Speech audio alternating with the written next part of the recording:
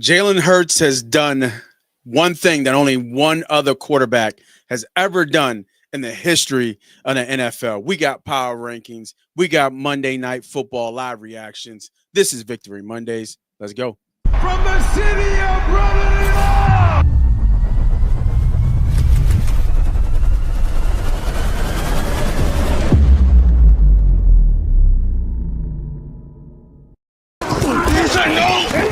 All day, baby. You know that. Let's hunt.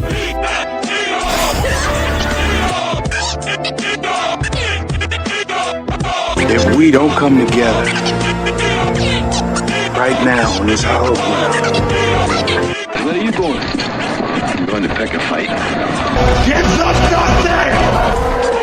Are you not entertained? Are you not entertained? Is that why you are here? Let the games begin. This is where we hold them. This is where we fight. This is where they die. Money is nice, championships are better.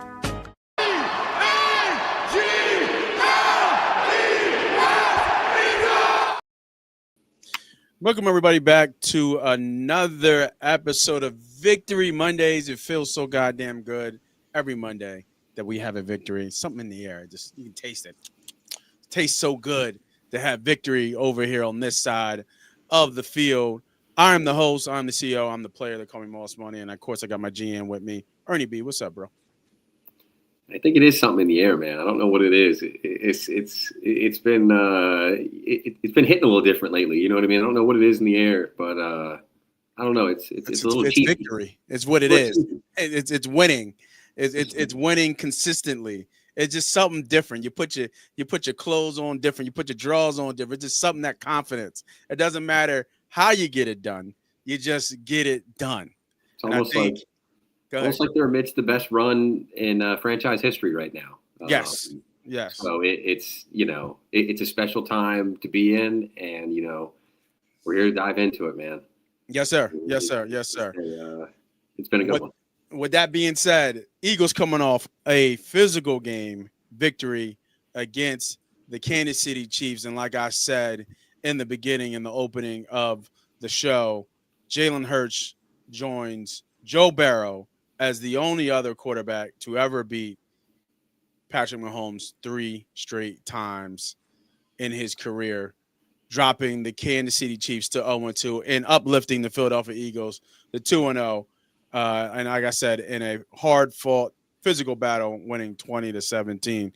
We're going to layer the show today. We'll talk about the takeaways, kind of circle back to the theme that we talked about a little bit, power ratings, and we'll make sure we'll update everybody on Monday Night Football right now. Let me actually just bring it up real quick here. What we got? Real quick, 14-10. Bucks are up. Game started off pretty quick with the kind of run game and defensive team scoring. Now really starting to slow down a little bit. 8 minutes left in the third quarter, and the Texans just punted the ball away. So we'll keep everybody updated on any highlights or updates or anything that drop. So make sure you guys stay locked in for that. All right, let's talk about the Birds, bro, and what you saw from the Birds in this game. Like we like to do and start the show off with a couple takeaways from the game, looking into next week, and kind of discuss what we saw here about your Super Bowl Philadelphia Eagles. First takeaway, for me, at least, Jadarius Smith, man. What an impact I think that he made. 20 snaps, man. For 20 snaps, he was very noticeable. Yeah, he was absolutely noticeable.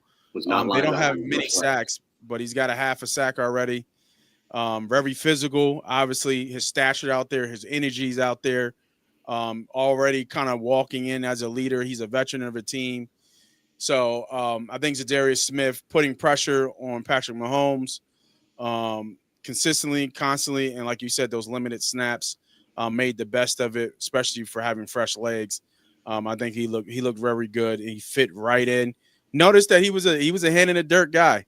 I did notice that he did not stand up at all. His hand was in the he dirt. did on a couple plays, but he wasn't comfortable. You know what I mean? He's much more. He's very similar to, like we talked about, just from a play style to kind of how BG was. They're different builds, but at the time that they're at in their careers, you know, he's here to fill that role, that hand in the dirt, you know, set the edge kind of guy. Yeah. And for 20 snaps, man, the fact that he popped on TV a couple times, that's something special. Yeah. Yes. And just to kind of open that thought up, is it that I think you said this last week, he instantly became the best pass rusher on the team? Yeah. I mean, he's the only proven guy. You know what I mean? He's the only guy that's been there, done that. So, I mean, I think that alone sets him apart. But I do think, you know, he brings the most tools in the tool chest when he walks into that room. I think Smith has had a really good 2 games so far to start the season, especially coming off a torn tricep. He had on that 4th down, just brushed Brashard Smith off. I mean, to be, you know, the 247 pounds he is, I think it's more 237. He plays very strong. And I think if we could have, you know, Smith doing the job that he does, Zadarius that is, and then Nolan, Hunt, and it seems to be Uche, Ojulari and Agbo Okoronkwo have been inactive for the first 2 games. I mean, Patrick Johnson's playing over those guys because he plays on special teams. Yep. Kind of getting the Devin White sense here from Azeez Ojulari. Got a feeling that they gave him the money. They're going to try to do what they can and squeeze the end of the toothpaste tube out. But I think Zadarius Smith showed an instant impact. And I think that obviously having Jalen Carter back was big. But I think as a whole, I think he just fits seamlessly into what we needed. And for the, you know, I mean, you know, around the league, they call that a mercenary signing because he didn't do training camp. We'll sign Linval, Joseph, and Ndamukong Suh in 2022 and went to the Super Bowl. That was later in the year. But this is becoming a much more popular trend. Veterans, proven veterans sitting out that know they're worth the money. I think we talked about this last show. They didn't have to guarantee him any money. They did. So, I mean, it was a little bit of a bidding war with the Lions, and the Eagles paid to get this 33-year-old edge rusher in here. There was a lot of talk about his age, but, you know, we saw a glimpse. Yeah, no, I completely agree. And like you said, brings a lot of tools to the tool bag and into the shed with everybody else, and kind of could show some of these young guys how to get after it a little bit more. Can never not stop learning, especially as a pass rusher, especially when you have somebody proven walking in the door. And again, it showed.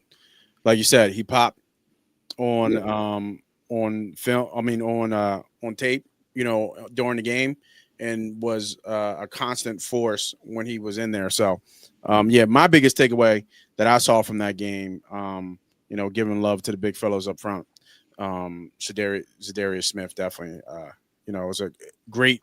Seems like Howie always has these veteran signings, and he seems like the one that's going to be the impact player of him. He's also missed on a couple.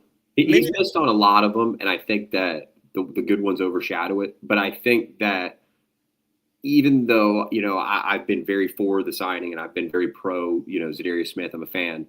I do think the age at 33, you know, there has to be a little bit of concern. I believe he's lucky because he didn't start playing football till like his senior year of high school or something. So it's like he doesn't have a lot of miles on his body. Yeah. So he's a little bit of a unique situation, but I do think that, you know, kind of getting into what we're talking about here, another strength of this team was clearly the defense, man. This was the number 1 defense in football last year, and they lost a lot of key guys. And the rookies seem to be getting better by the week. I know it's only been 2 games, but they've popped. But both have made plays, highlight real plays.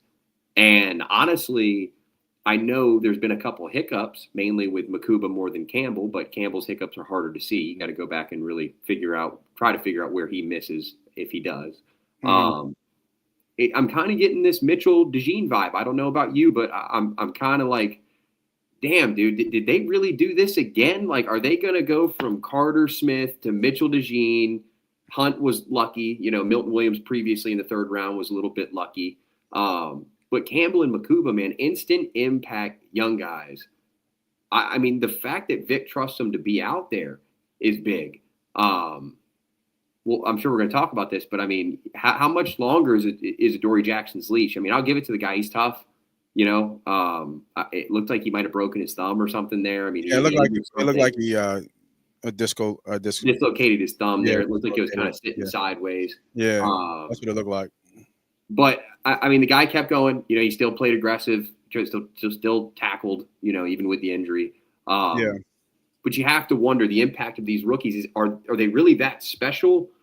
Or is Vic just really doesn't trust who's sitting behind cornerback 2? I mean, what's your opinion on this? Because I'm curious about this. I know Brent's been fired up about it. You know what I mean? And I've been pumping the brakes because we experienced Devontae in the slot for 4 weeks last year before the bye, and then DeJean was a breath of fresh air. No, it's definitely an interesting take on how good this defense can be as the year continues to progress. When you look at them, the only hole I see is pass rush, and they just kind of tried to sew that up with Zadarius Smith. I don't think it's funny. We were on the chat. I don't think Adoree played that bad this past game. He was solid in my opinion. He was solid. He's going to be a constant target because the defense is so good. And if Makuba continues to play to this level, if he continues to get better, obviously Blankenship is the stronghold there at safety. Yeah. If they can prove they don't have a hole at safety, then this whoever is going to play opposite Mitchell. I mean, even DeJean's been targeted a good bit. I mean, they are not throwing to Quinyon Mitchell on purpose. So it's a lot of slot routes at the linebackers at DeJean, and it's been almost everything at that other outside corner. Yeah, for sure. It's been Adoree Jackson. Again, man, I don't think obviously game 1, we called it out. Lamb. Yeah, but I'm not going. I mean, and it was CD Lamb, right? Like you just said. That's a tough cover for anybody. But I think this game, I really do, man. I really think this game, there was a reason why Pat Mahomes had almost 8 or 10 carries for almost 70 yards because he just couldn't get the ball to anybody. So I do think that Adoree played a lot better than maybe what our eyes are telling us. I think, he can give himself a C+ on this one for sure on this grade. And I think he'll get better. He'll get better as the year kind of come on. I was convinced a little bit better this one. Now, obviously, we know they were down Worthy and Rice, so the competition wasn't A1 or they didn't have everybody there. But again, on the plays that I saw, he was on Hollywood Brown. He had some good snaps, in my opinion. So, but to get back to your question about this defense, outside of the pass rush and that outside corner. I mean, they're solid across the board. I mean, like you said, Cooper's good. Mitchell's good. Jordan Davis looked really good, in my opinion, I think. He's had the 2 best games of his career. Yeah. By far. The weight loss, he can – and it was hot out there, right? It was 90-something degrees. And I don't blame his cramping. I mean, he fought to get back in. His hammies were cramping up a little bit on him. But I also thought – I don't know if you noticed, the Eagles were heavy rotation. I mean, they had a very heavy rotation at a lot of positions, except for outside corner too. But they had a lot of. I mean, John Mechie, Darius Cooper played. I think both of them had about 12. I think Cooper might have played 15 or something, and Mechie played 12 snaps. But they were rotating out, Dotson, and then sometimes Brown and Smith got a breather there. Saquon got good rest, and then I noticed on the D line too, there was a lot of guys getting snaps, which I think is beneficial. But like you said, it was hot out there, and they were talking about it, pregame. They were saying that the conditions were pretty humid and that they were expecting the teams, to deal with some possible cramping issues. Yeah, no, and I think he flashed a little bit. Unfortunately, on that one penalty, he had a sack. But unfortunately, it was a penalty on that one. It's tough to see Carter. Have to go back to the tape if we want to kind of break down that. Double team about the whole time. Yeah, I kind of figured that. And he had that. And then something happened with the wrist or the forearm. Yeah. No, I saw it because he switched his stance because he couldn't. And if you notice, he was getting down really late. He was kind of just he was kind of more leaning into it than anything else. He was gassed too. I think he was. He was definitely gassed. He was. So is that your takeaway then? We can give it that. Your biggest takeaway was this defense. Yeah. I mean, I would just say that. Obviously we've got to talk about the offense and the lack of explosive plays, but I think that if there's anything to note on both sides, for Kansas City or Philadelphia, I think both teams can say that they have top 5 defenses in this league without a question. I forgot to add my picture up. What am I doing? Yes, sir. Yeah. Hey, he did a good job, man. I was very pleased. I was very pleased.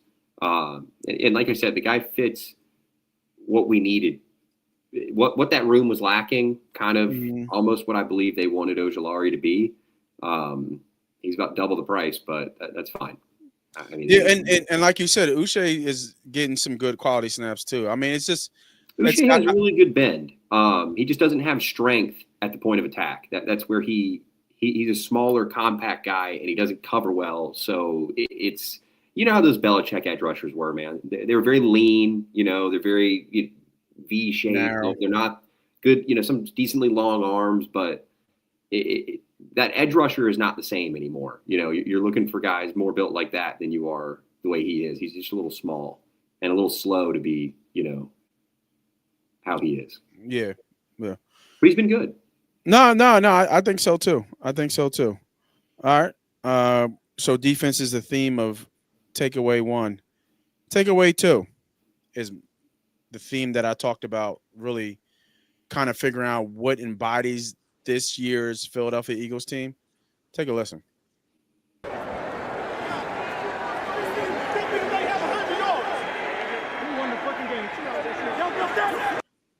There it is. Right there. I'll leave that there. Shut your ass up. We won the game.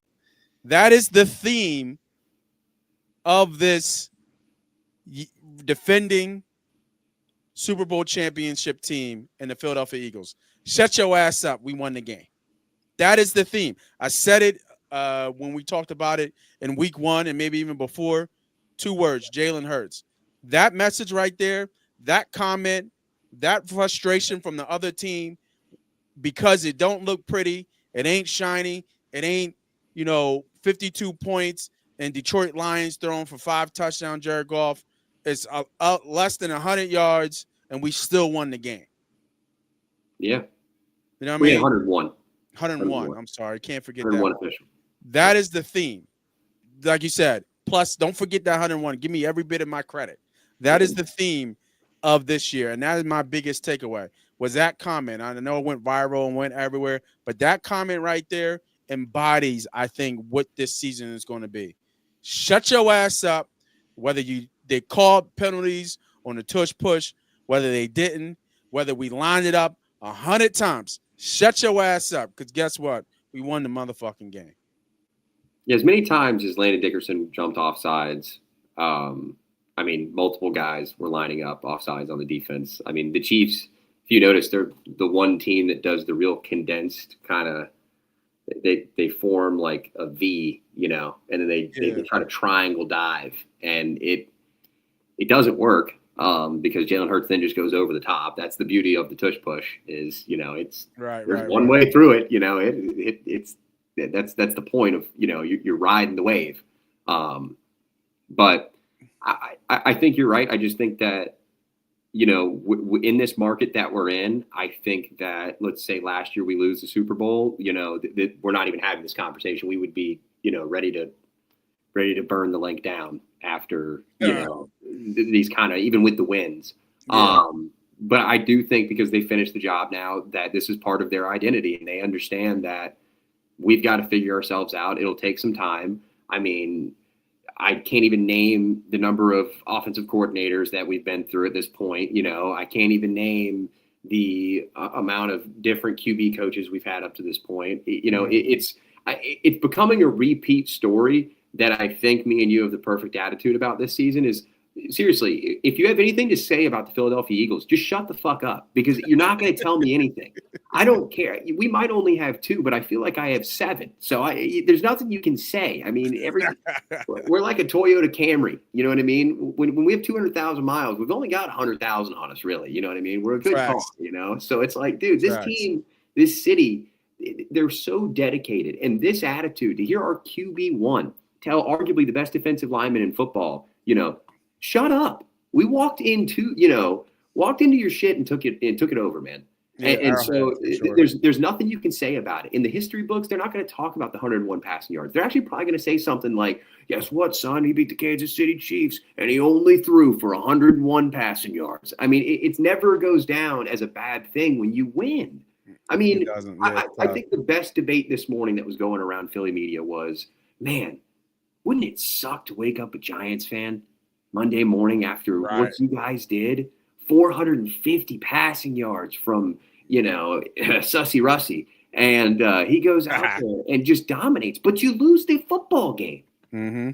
On an errant throw, you know, oh, Jesus, take the wheel. Excuse me. But, I mean, that's what that throw was. That was a nothing ball to Malik Neighbors because the first couple two may have worked.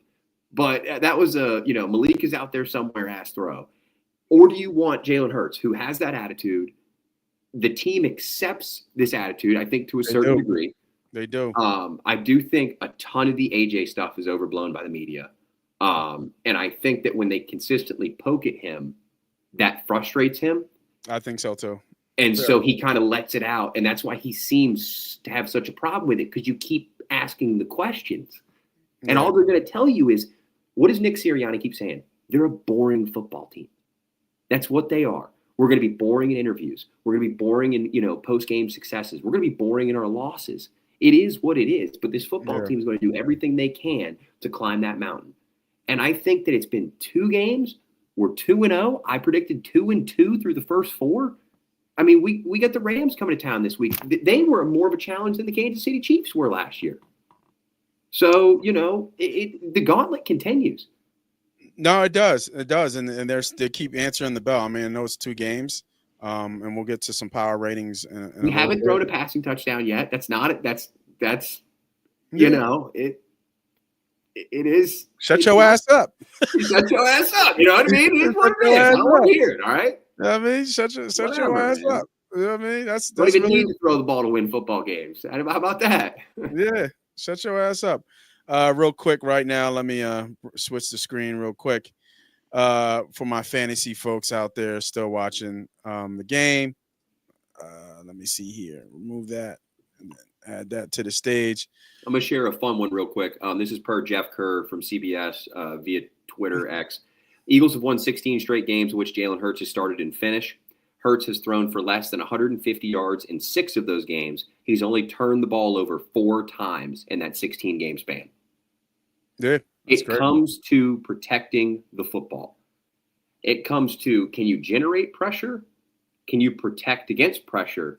And can you protect the football? If we really want to get into some how do, GMs think of the game. Those are 3 very good notes right there. Another quick one.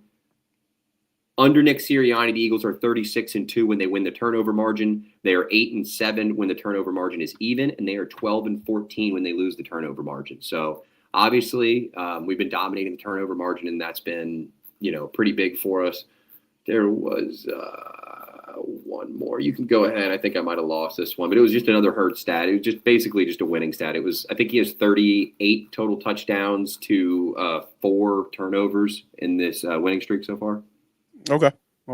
So I mean, stats. That's pretty good.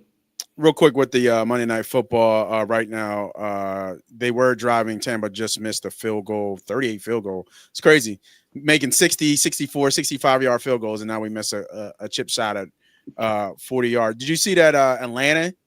Because the kid missed the field goal at the end, they benched him and brought in somebody else. It was kind of.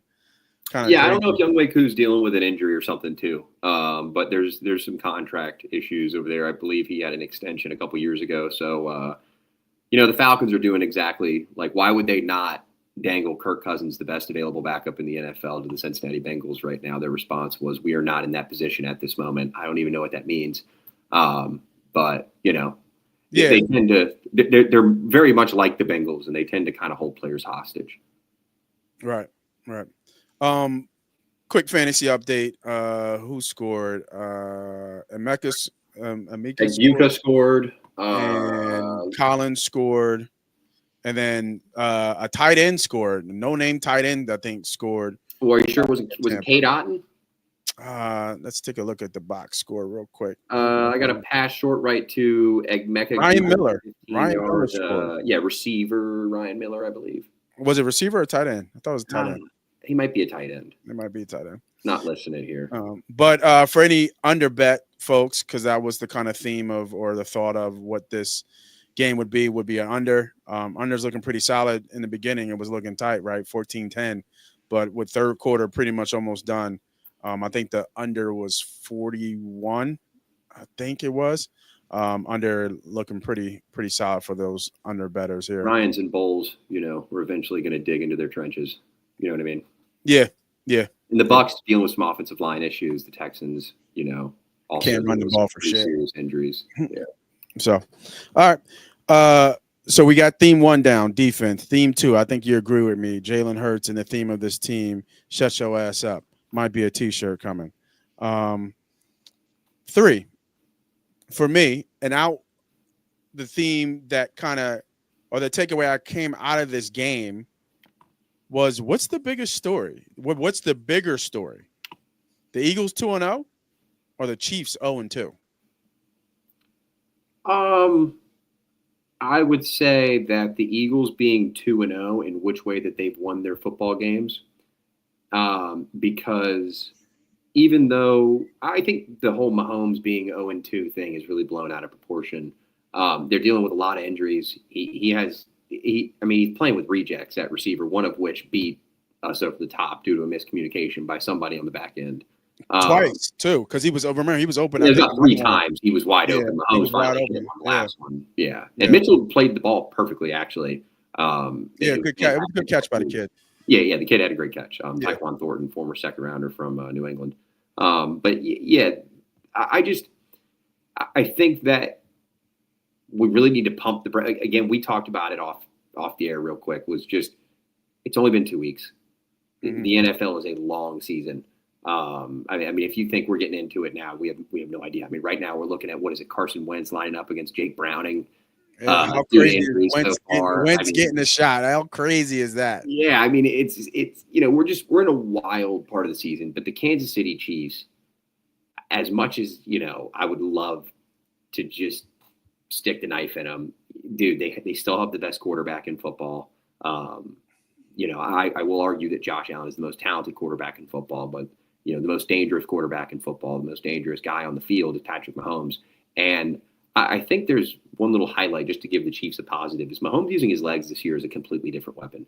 So when they get Worthy back, when they get Rice back, and when Kelsey maybe figures out whether he wants to lay at home with Taylor or actually play football, dude, I'm sorry. He has looked like shit.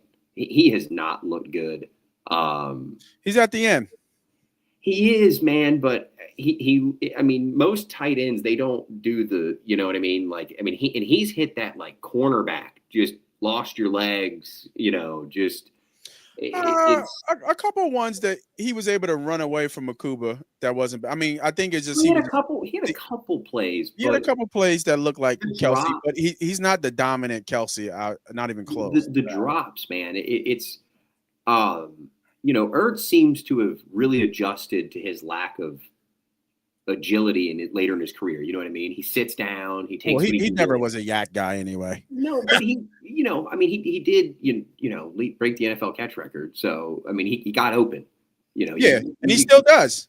Yeah, and that's what I'm saying. But he does it in a different way now. Yeah. I just feel like Kelsey has not adjusted to this phase of his career. Like he can't seem to make the transition to maybe I'm not what I once was, but how can I still be effective?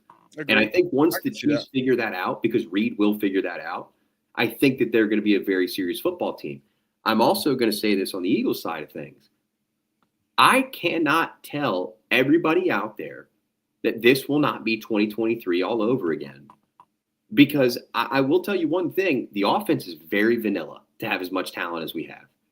Super. It is very vanilla. There has been plenty of tape, guys. You guys can just go through it on X. You can just look up Eagles film review, and there are plenty of people that are on there. One of my favorites is Fran Duffy, who's working for PHLY right now. He used to work for the Eagles media team. He's a fantastic one. But we're talking about a vanilla offense. So when does the Patullo question come into point? Because Sirianni's got one. Hurts has got one. He's now the odd man out, but he's not Brian Johnson this time. He isn't. He's been with the team, but he didn't grow up with Jalen or anything like that. Right. So it's like, is Patullo a potential scapegoat if this thing doesn't go well? I mean, this offense has done nothing, man. We can agree. With Dickerson banged up like he is, Juergens has not looked. I mean, you said it first. I fought back hard on this, and I'll admit, he looks a little different after that back. Just if you notice, or if you go back and watch anything, Dickerson and Juergens are not anchoring like they usually do. Mailata's been dealing with something since training camp. I don't know what it was. I don't know if you remember when he missed like a week with a concussion or something. It was a concussion, yeah. How do you get a concussion? They're wearing the Guardian caps, and they haven't even done anything with anybody. But then he was out there to go one-on-one against Garrett during the joint practice. So it was like, I don't know. But he keeps wearing this long sleeve. I don't know on what leg, but I don't know if you've seen him with it. He's always got this long leg sleeve on. So yeah, no, I haven't noticed. I don't know if it's a soft tissue thing with him, but, the lane hasn't been perfect through two.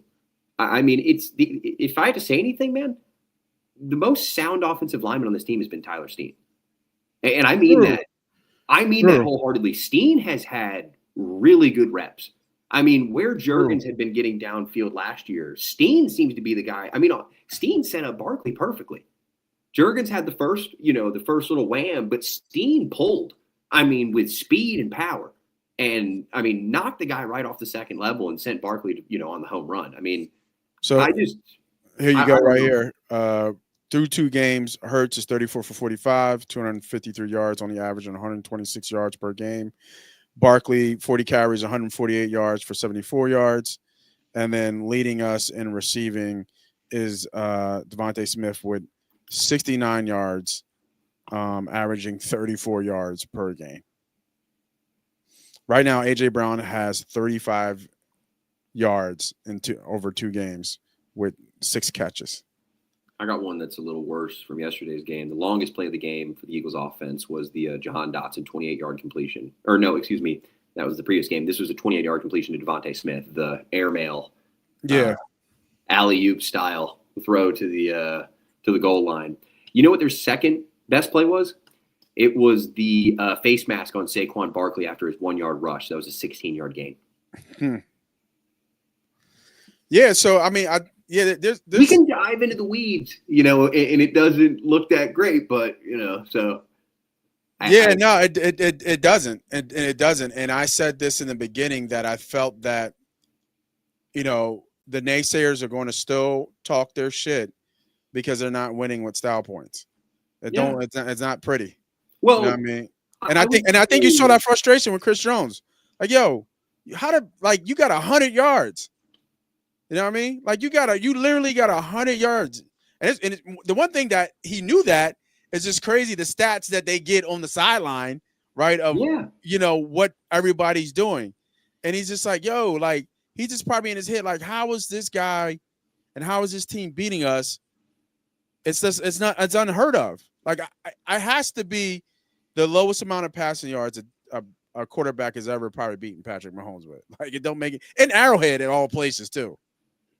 Like it's just silly. Funny. That's kind of funny that stat has not appeared because I'll be honest with you, I have not. I get all of them, and I haven't seen that one yet. But that's a really good question to ask because, that's the only reason why he said it because it doesn't make any sense. But it's the 6th game within this win streak right now of 16 games that he's started and finished. Obviously, that takes away the Kenny Pickett finished Commanders loss from last year, right? Yep, that's the one that gets removed.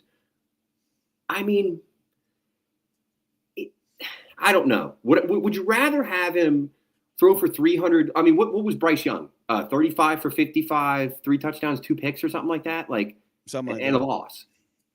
So, I mean, yeah, he had 30 fantasy points, but what is that? What the fuck does fantasy football have to do with winning Super Bowls? Nothing. I mean, I play fantasy, but I understand that. Speaking of that, the Texans are about to punch it in on the 1 yard line. Is it Chubb or is Chubb just got tackled? I don't know why would Chubb's you run 21. I don't know why would you run at Vita Vea. What you're doing running at Vita Vea is a different thing. But yeah, for any fantasy folks, it looks like the Texans are looking like they're about to punch it in. I mean, I would do a sneak with CJ, but it gets tight down there at the red zone. Actually, let me real quick. Let's bring it up just so we can see it. You watching it on TV? Oh, look, 4th down, incomplete pass. Yeah, I got TV on the background right now. Are you ahead or are you behind me? I got 11-19. It looks like you're ahead. They got to go for it on 4th, right? There's no way they're not. That's just not Ryan's. They keep showing the Collins drop right now. Oh, he dropped it. Well, it was a high throw, which is a little odd from Stroud. I feel like he's been a little bit off since that slump. Like he hasn't. Just doesn't. Well, he's got to have an offensive line to play with. They're giving him the Joe Burrow treatment. Oh wow. Oof. Yeah, that was rough. Tampa holds. That's a down turnover. There's that under. That under is beautiful right now. I wonder what it is. Let me look real quick live. But what were you saying? We were talking about style points and what this looks like as, I think Hurts, and again, going back to the theme, live is right now at 31.5. Wow, that is crazy low.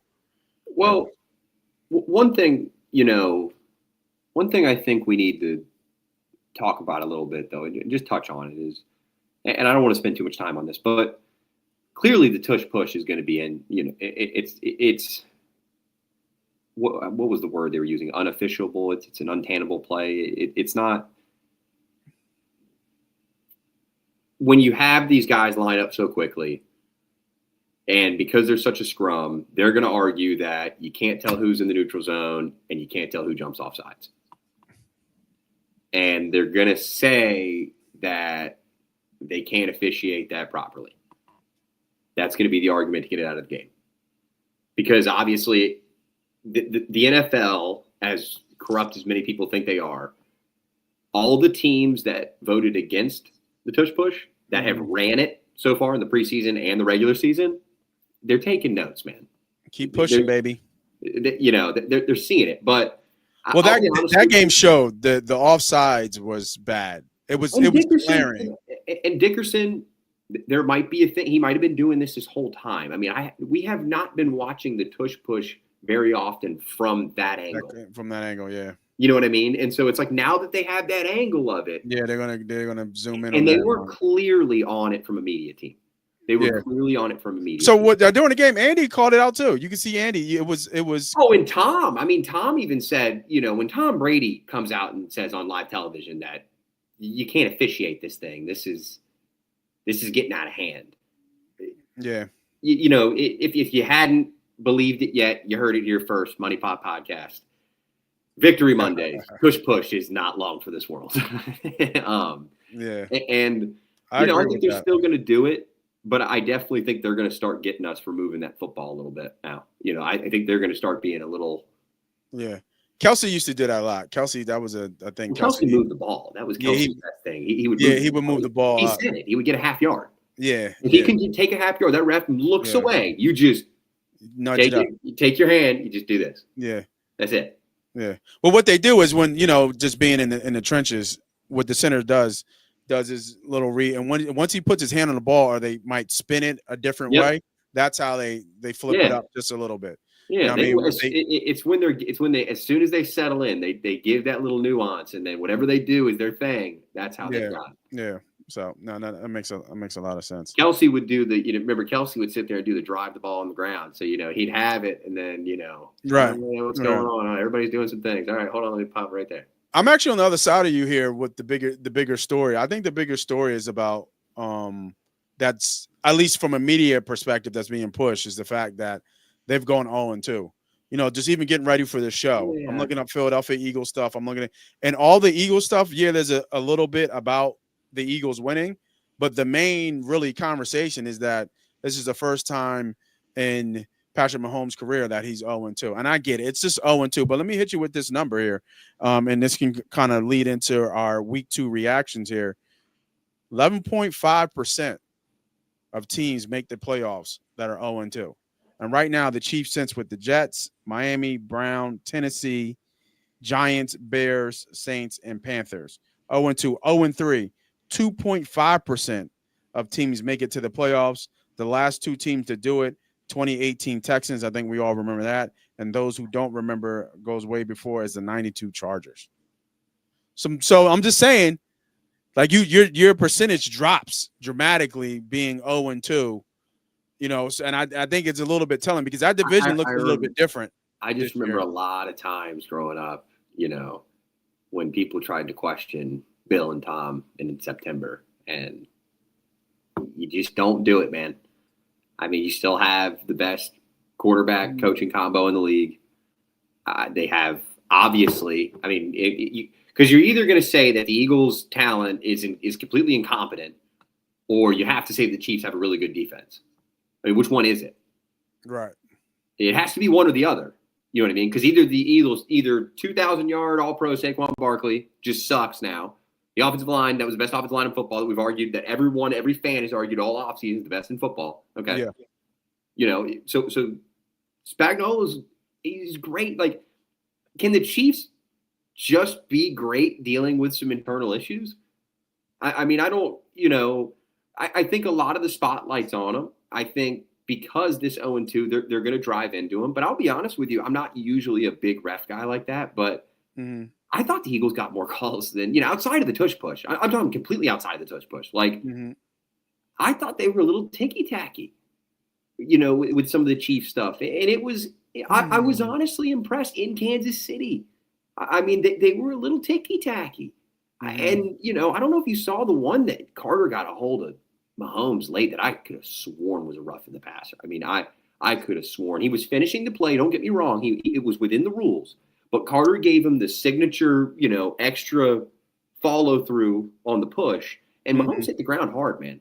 And he immediately looked. I thought Campbell had a late one. I felt like Campbell had one too, but it was more a thud because you saw him.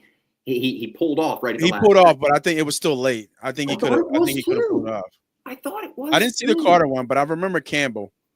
Campbell and Carter both had one in the game and those are just the ones that stood out that I saw on the TV tape. You know what I mean? That's just what I saw, and I was like, I just remember like seeing the play and being like, here we go. They're gonna call roughing the passer, and then nothing happened, and I was just like, oh. And the fans were, I mean, they were getting into it. But yeah, I had some boots on ground at the game yesterday, so I was getting some good updates on it. But yeah, it was from both sides. I think both teams view it as a pretty. I mean, the Chiefs are a little butthurt right now, but I think an honest Chiefs fan would tell you that it was a poorly ref game on both sides. I think it was heavily contested, sloppy on offense, good on defense. It was a physical football game. It was very college-esque. It was very just, two SEC teams that have quarterbacks that just can't get going. Yeah, no, I agree with you. And they were just mad. We made them so mad. Oh yeah. We made the Chiefs fans. We made the NFL mad, I think, at the end of the day. They just what I mean? Who said it? TL said, I think, best. They just love to hate me. They just love to hate us. I think we're becoming the villain. We're becoming the villain. I think we are the villain. I mean, I'll be honest with you, not living outside of Philadelphia and being an Eagles fan, I don't ever get a positive comment about wearing Eagles gear or anything like that. Phillies gear, like it's never anything like, hey man, like not even coming from like a Mets fan or something like that. It can be just from Panthers fans that are like, must be nice. And I'm like, what are you talking about, dude? We were 4-13-1 in the midst of taking Jalen Reagor over Justin Jefferson 5 years ago. I mean, I don't I have a like. I know we're in your face about it. I understand it. Like, I've definitely calmed down as a fan over the years, especially getting into, this side of things. And, just tried to have a much more level head about how everything works. But, I mean, how can you not love the run that we're on? I mean, this is historic, man. I'm not talking dynasty yet. We don't have to be a dynasty to be special. This is better than the Andy Reid run right now. I don't give a what you say. This is better. You had 2 Super Bowl appearances. Yes, 1 loss, but then Sirianni doubled down and got his get back. He's also been to the playoffs every year. He's been the head coach of the team. He took that 4-13-1 team. Remember, when he took that job, he didn't know whether Carson Wentz was his guy or not. Jalen Hurts got the job because he was there. I mean, let's not act like Jalen Hurts was drafted because the Eagles were smart enough to know that Carson Wentz would fail. They had just paid Wentz. They drafted Hurts as a cost-effective backup for the long term, because Wentz had been prone to missing games, the same way that they've handled Hurts's backups and going and getting guys like Pickett, Howell. They have the same process there. Then for them to, what was it, 8-9, and they made the playoffs that year? Or was that the last year of 8-8? They won like those 3 games at the end. Remember, Minshew had to play, I think, a game or 2. But I mean, dude, they have fought through without the number 1 pick in Donovan McNabb. You know what I mean? Like, yeah, he was the franchise savior. I mean, this was supposed to be the guy. Like, this was your dude. I mean, this was that's not who Hurts was. I mean, you see what I'm saying? Like, he might be a guy today, but he was not a guy when they picked him, 53rd overall? Yeah. It was a reach. At the time, it was a total reach. Teams asked him to work out at running back. I mean, legitimately. So for him to have accomplished what he has and to be where they're at, I don't understand where the argument is. I mean, don't get me wrong, the NFC Championship appearances, yeah. I mean, but what was it? The 2023 was 11-6 when they finished the season? Yeah. Because they were 10-1. They lost 5 out of 6. Yep. Yeah. So, I mean, there's been a lot more media coverage around this one. But, I mean, I don't know. That would be my argument. Yeah. No, I agree. Out of those teams I gave you, and I'll run them right back down, 11 chance to make the playoffs. Jets, Miami, Browns, Tennessee, Chiefs, Giants, Bears, Saints, Panthers. Any of those teams make the playoffs? Chiefs, lock, yeah. That's it? You got Chiefs lock? Yeah, Chiefs lock. Chiefs lock. I feel like the Browns could still make some noise. That defense is good. Like that defense will keep them in games. Yeah, they're sad to watch, man. I mean, I don't think Shador would change anything, but it just sucks to watch them struggle because they've been so pigeonholed. Yeah, they need a run game. When John Judkins, man, he had a decent debut. Yeah, they need a run game before they can really make some noise in terms of, I think, the playoffs and help their quarterbacks. And then the receivers will come, the skill positions will come, but I think they need a run game first. But we'll see. No, I mean, Chiefs lock. I was trying to look up and see if I can see the odds of the Chiefs making the playoffs. I think that's probably going to be a really popular bet coming up. But we'll see what that looks like this week. Right now, giving some updates, we still have we won't be on for the 10 o'clock game for the Chargers in Vegas, but right now it's 4th and 6 on Tampa 45, 14-10 still. Again, the under looks like it is cashing, and even a live under at 31.5 looks like that might be pretty solid as well. Because even if Texans score, you got to love that hook, baby, with that half point. So that one looks pretty solid right now. So what I wanted to get into on the later end of the show was the power ratings. And kind of going into like week 2 reaction, kind of talking about, the playoff teams or the 0-2 teams that could make the playoffs. There's a lot of 1 2-1 teams, a lot of 2-0 teams. I'm gonna run down my power ratings, man, and just give me a comment about my power ratings and anything. I'm just doing top 5 power ratings, and tell me if you think I got it right or I got it wrong. I actually go from bottom up instead of top to bottom.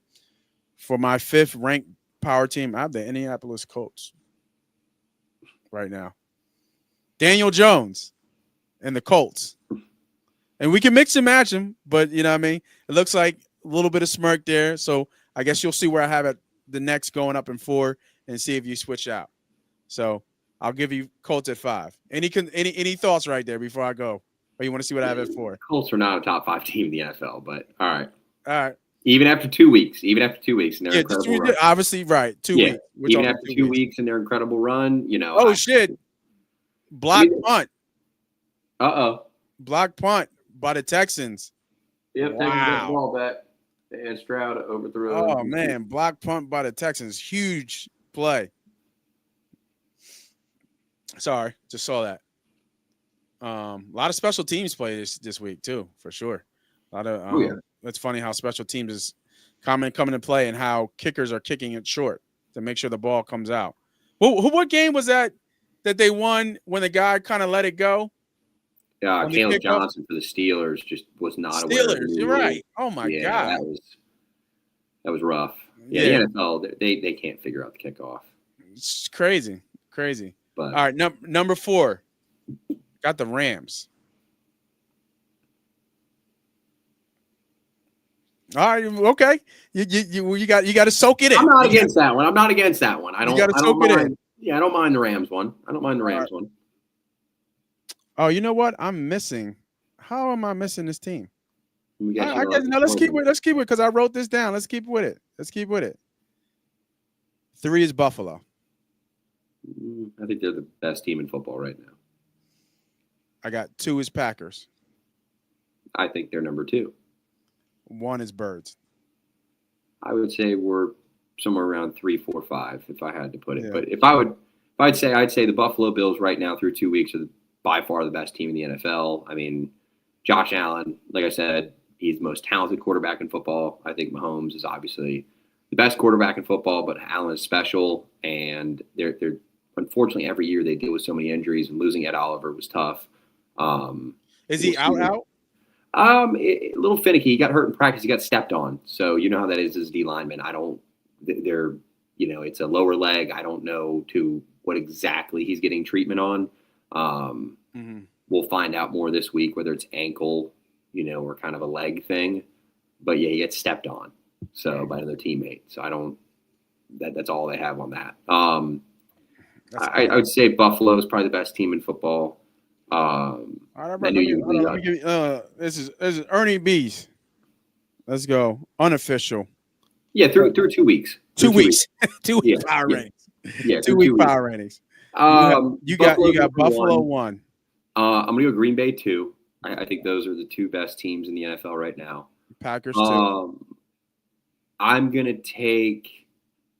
actually gonna take Baltimore 3. B more 3. I left Baltimore off because they're 1-1, even though it was between them and the Colts at 5. But I'm going to take Philadelphia 4 because Philly I still 4. think what they have going. See, here's my problem though. I can't put Baltimore over Philly because I just think right now. I mean, they've scored 40 points in 2 games. Yeah, right, so, right. No, you know what I mean? And the Bills was a really competitive game. Like they lost the game. They should have won. They still ran for 200 yards on. You know what I mean? Like I have to. If I'm putting the Bills where they are, I have to weigh the Ravens accordingly. So if we talking about winning's everything, they just win the Arrowhead. I got to agree. win. Just tell you where I see the team as we stand through 2 weeks. Fair enough. Fair enough. And number 5, I'm going to give Colts. Give them the Colts. Put the Colts in there. I'm actually gonna say I'm gonna go with the Lions because I don't think the Bears are that bad. And I actually brought the Lions up as my team that I was gonna shade this season due to losing both coordinators. But for sure. What they did to Chicago. Yeah, I was surprised at that. I ain't gonna hold you. I wasn't surprised because I knew that if they were gonna win, they were gonna win in a disrespectful fashion. I know that Dan Campbell meant it in the most respectful way, but that was disrespectful. Like that was crazy. Yeah. I'm also playing my buddy who's a diehard Lions fan in fantasy this week, and he had all of them. And yeah, let's just say Jalen Hurts' little stat line with AJ Brown's didn't save me this week. That was right. It was rough, but yeah, I just think Detroit. I think the NFC outweighs the AFC this season. I think the AFC West is really feisty, but I just think teams in the East and the NFC will beat you. You know what I mean? Like, I'm not thinking about the Dolphins. I'm not thinking about the Patriots. You know what I mean? I'm not worried about the Jets. I mean, Buffalo's going to walk that. The Raiders I'm not as worried about, but I do think the Chiefs, obviously, the Chargers, obviously, the Broncos are a feisty football team. You brought up the Colts. Colts got the Texans, who are playing tonight. Good football team. They're putting up with the Bucs, who we can't seem to figure out how to do anything against. And we play them after the Rams, so in Tampa. So it's again. So let's just remember when we're talking about week 2, but oh man, Birds are the best team in football. Yeah, I want to hear your response after they play at Tampa week 4, and then you're like, oh, we fucking suck. Oh, we lost 42-7 in Tampa again. It's going to be all part of the ride this year, man. I mean, I think this one's going to be wild, but yeah, I'd go Lions. So what's that officially? That's Bills, Packers, Ravens, Birds, Lions. Yes, and I have Birds, Packers, Buffalo, Rams, and Colts. So big switch. The only thing we agree with is the Packers are for real. Colts could be this year's Minnesota Vikings, though. Yeah, I have the Colts. That was a big win. That was a big win against a legit. I think they have 2 legit wins. I mean, I know it's Denver coming over a little bit. What was the first win they had? Who did they beat week 1? Denver was a. It was Miami. They beat the piss out of Miami. Yeah, and the reason why I say I have the Colts there because one of the markers of a good team is beating a bad team and beating them convincingly, and that's what they did to Miami. They beat a bad Miami team because why? They're a good team. And I was having this conversation with Brent on the back end about Daniel Jones, and he's surprised at where Daniel Jones is and where the Colts are. And I'm really not. I'm really not surprised at them because I'm not really surprised. Jones has a similar skill set to Hurts. That's always been the conversation. They've always said that. He just was on the Giants. And now you put him with a coordinator and a head coach who knows how to use that skill set. Let's not forget. Yeah, I'd actually argue Jones is a little better of an intermediate passer than Hurts is too. I mean, probably, yeah. Jones's top speed might be faster than Hurts is too. I mean, it might be, but all I'm saying is, the skill set is eerily similar. Yeah, right? I mean, it's super similar in their skill set. I would agree. I think the way he's using him though is much more efficient to what Steichen wants. That's why I kind of brought up could the Colts be this year's Vikings? Could the Steichen Daniel Jones combo be what we saw with Sam Darnold and Kevin O'Connell? And I think a lot of it comes to utilizing that offensive line that they have. Jonathan Taylor, they have good weapons, and they've got a feisty defense, man. I mean, they got Lou Anarumo over there, and from the Bengals of many years, so they've got a quality defense, and I think that's really what it takes when you're an offensive head coach like Steichen. He just needs to be able to just not worry about the defense. Similar in the sense where Sirianni, just so people know, Vic Fangio runs that side of the ball. Nick Sirianni, Howie Roseman, they run the rest of everything else. But Vic Fangio has his say, that weight, or that voice carries weight in that building. So I think the Colts are built for a feisty little run. Let's hope they're not the Saints of last year through 2 weeks. But I don't think they are. I think they're much more. I think they're legit. I think the roster's for real, man. Yeah, no, I agree. Quick update. They punted the ball and big special teams play by the Texans, 53-yard return on the punt return. They're on Tampa's 25. Looks like they're going to probably milk this clock and just see if they can get a win with a field goal here as my. Oh, Nick Chubb down the sideline. Houston Texans touchdown. They go up 20-14. Oh, wow. Never mind. Yep. That 30 Then that over has we're at 34 once the extra point goes through. Yeah, you're right. Nick Chubb with a 20. How about that? Yeah, former Eagle Harrison Bryant out there with a good block. Yeah. I saw him. They almost had a good promoted to the active roster after he had an injury. Yeah, I was a Bryant fan. I was a Harrison Bryant fan too, by the way. Yeah, he had a good block. He actually had the seal block. What looks like on the outside backer. He had the seal to the right tackle that sent Chubb on the home run. Big touchdown there. Big touchdown and put them ahead. So 2 minutes and 10 they're seconds going for left. 2, so 35 potentially on the. Well, the over was I think it was like 41 or 42. So there's a sweat coming around if the Bucks can go down the field and get a win against that defense. So we'll see. So real quick as we end the show here, any other week 2 reactions that you saw and anything you're looking at week 3, any upcoming storylines that you see kind of manifesting? Super excited to watch Carson Wentz start at quarterback for the Minnesota Vikings. He'll be the first quarterback in NFL history to start for 6 different teams in 6 consecutive seasons. So now I'm stoked for that. I'm stoked for that. That's so funny. Is it Cincy? They're facing Cincy too, right? Yeah, so it's Jake Browning. Yeah, Jake Browning. They trade for somebody. I mean, we could potentially see Jameis Winston traded to the Bengals if the Giants are willing to play ball. So how long is he? Is it a season injury? Burrow's out for 3 months. So basically, he would be back for like week 12, 13, something like that. Yeah, they're 14 around there. They're done. Yeah, no, they're done. Yeah. Unless they get Jameis. They get Jameis, then they have a little bit of hope.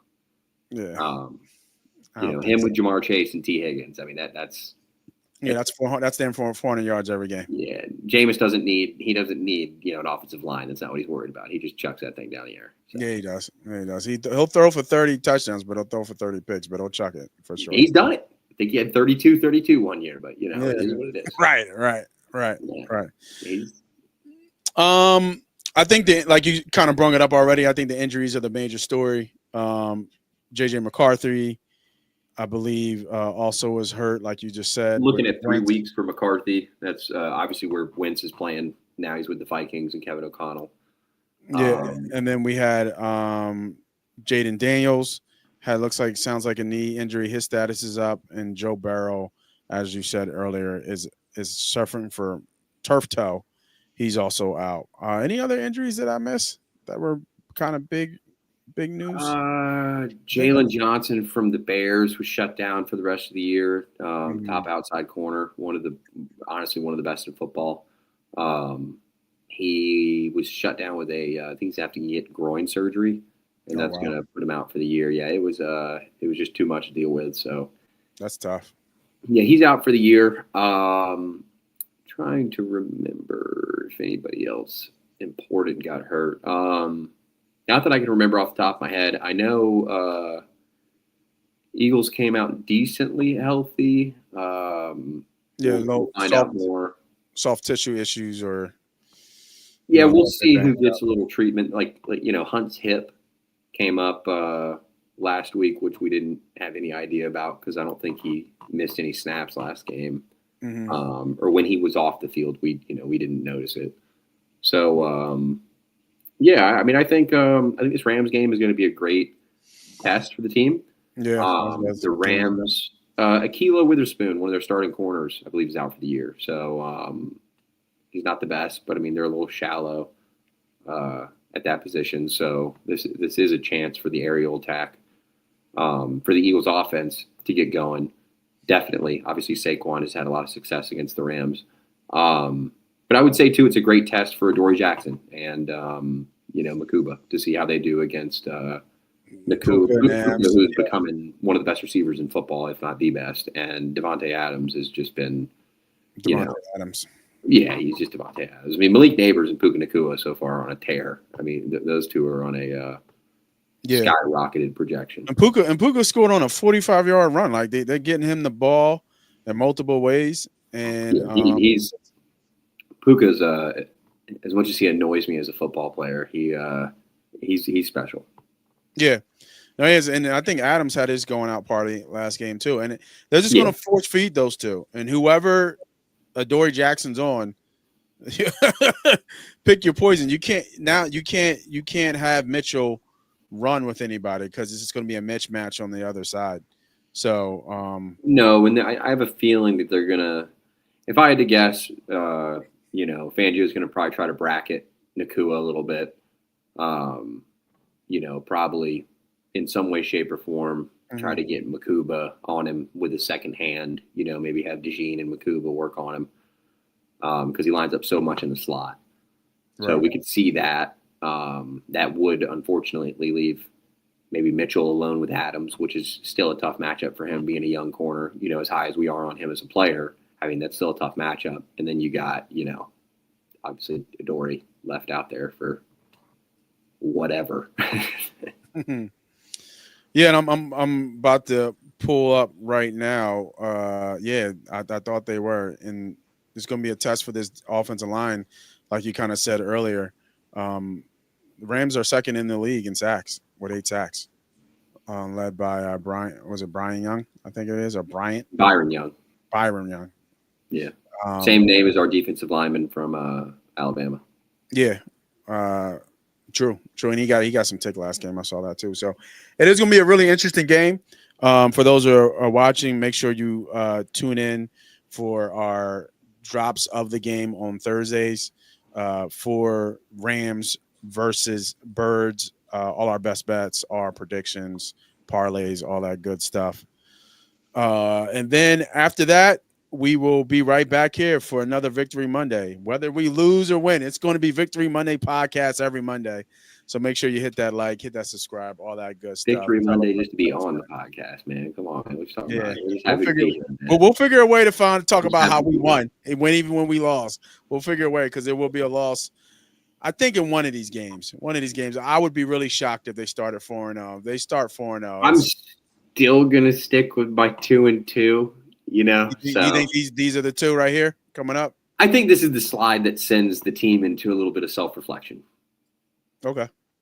So we'll see what happens, but I'm getting that feeling. It's starting to brew up a little bit. Yeah. So we'll have to name it some. Ernie B's red flags. How many can go up in the season before I start waving them? I like that. I'm gonna write that one down. Ernie B's red flags might be something you just came up with. You know what I mean? Might be something. Flag on a play. Yeah. I got to challenge that. Quick, did you see how far Sirianni threw that challenge flag? Oh, yeah. There was I don't know how real it was, but it was some crazy little stat. He threw it I saw that too. I didn't know if that was real, but it was 35 miles. It was 35 yards at 75 miles an hour. I was like, what? It had 1 point. It was, what did he say? It hit the ground at 1.7 seconds, but gave it a 75% chance of being seen. It was something. Yeah, dude. I was rolling with that one. That was one of my favorites. I saw that one too. The shit out of that thing, dude. I didn't care we lost the challenge. When I saw how hard he threw it, I was like, all right, yeah. Yeah. I should have brought that in. That should have been an opener, right? That's funny. We need to work that into the hey, that might be the thing though. The red flag. Hey, the challenge. There it is. Yeah, I like it. I'll find it and make sure that we drop it. All right, everybody. Thanks for joining here for Victory Mondays for another winning week for your Super Bowl champion, Philadelphia Eagles. I'm the player that called me most money. That's Ernie B. We'll see you guys next week, hopefully for 3-0. Good night, everybody.